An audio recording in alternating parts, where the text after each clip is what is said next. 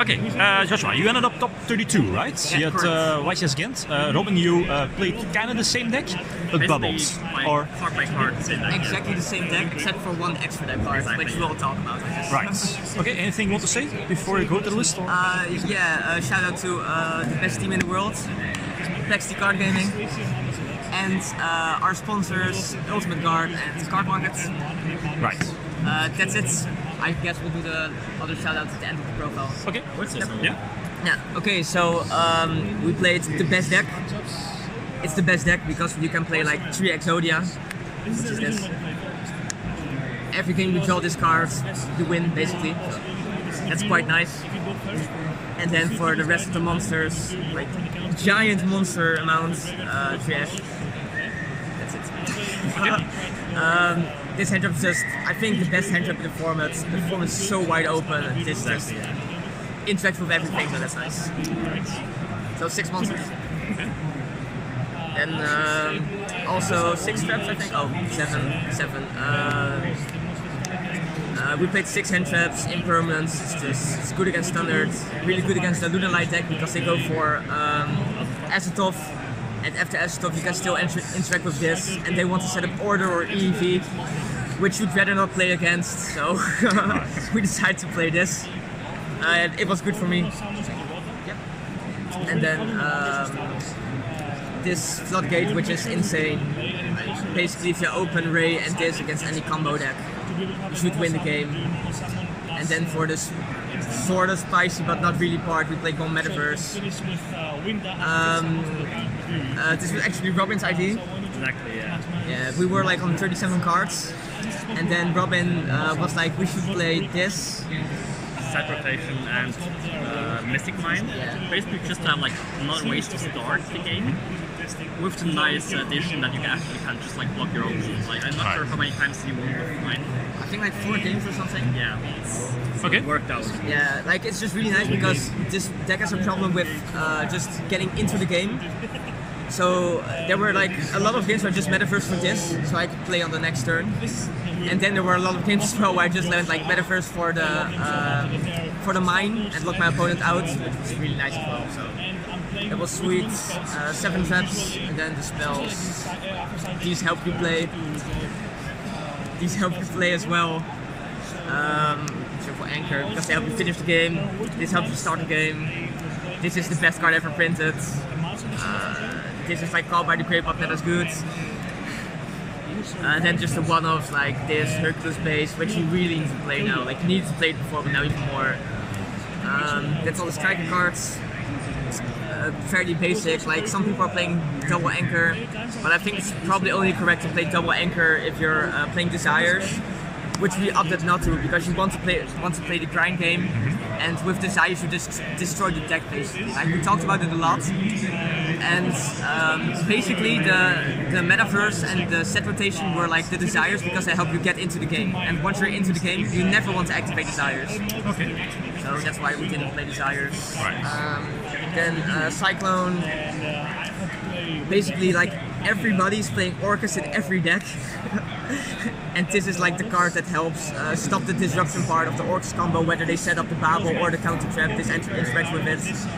Orcus is also the reason we didn't play Twin Fist or MST main deck, because King Gears are just like you can't resolve the MST or the Twin Twister, so this was really good for me.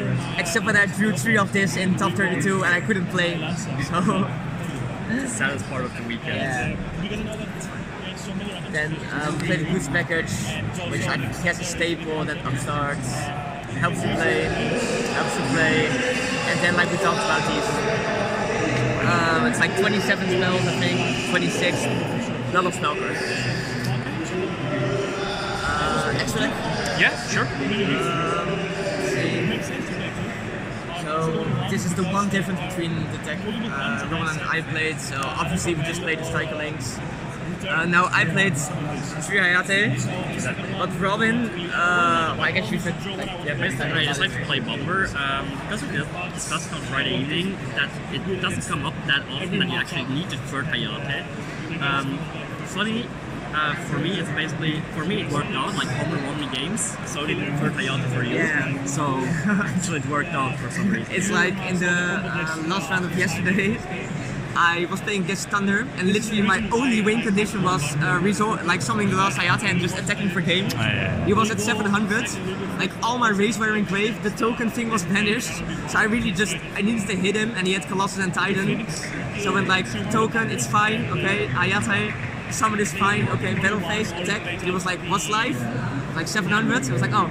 Like, he picked up all his cards, so I was really glad I played this. Like, today it also came up, but I don't remember what exactly. But third Hayate, very nice. And then the one Kaina, that's for the striker links. Then I played, like, for the non-striker links, these three. This one, this is like staple, this is staple as well, I guess. This one's just important out cards like Evermax and like other weird cards, it comes up. And then our extract was really tight because we played the Utopia package in the side deck and Super Poly as well, so we had to waste 3 slots onto our side deck, which is why the extract is so weird. But to be honest, like, it was fine. I never missed any cards in the extra deck, and I summoned this, I summoned these, like I summoned literally every card in the extra deck. I think it was good. Then the side deck played my boy Diddy Crow.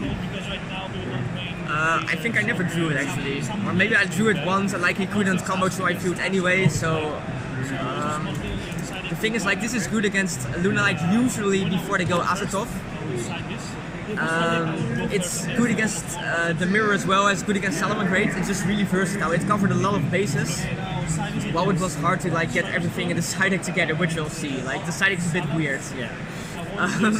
They played 3 Super Poly, which is fine. It was really good for me. It won me a match. I don't know if it was good for you. For me, the same thing. Then we played 2 Twin Twister against Control, which is a bit weird against, like,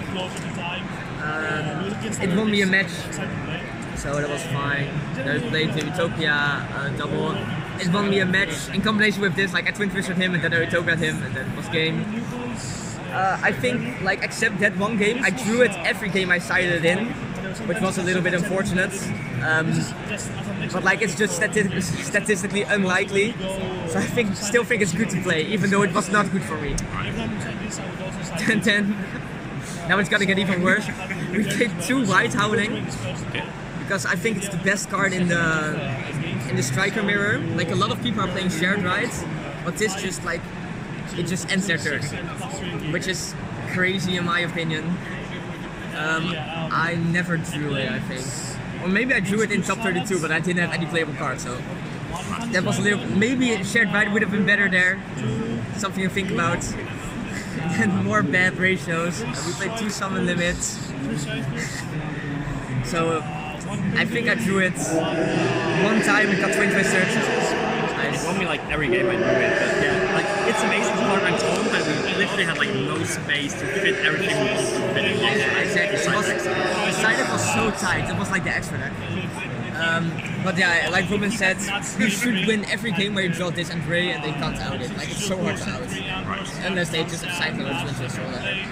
And then the last part, which is nice, was 3 Judgments. And the good thing about this is, like, basically sided in against every matchup when you know you're going first. Because against Control, it's just really good, like, Judgment like multi-roll or just the race summon can be really crucial.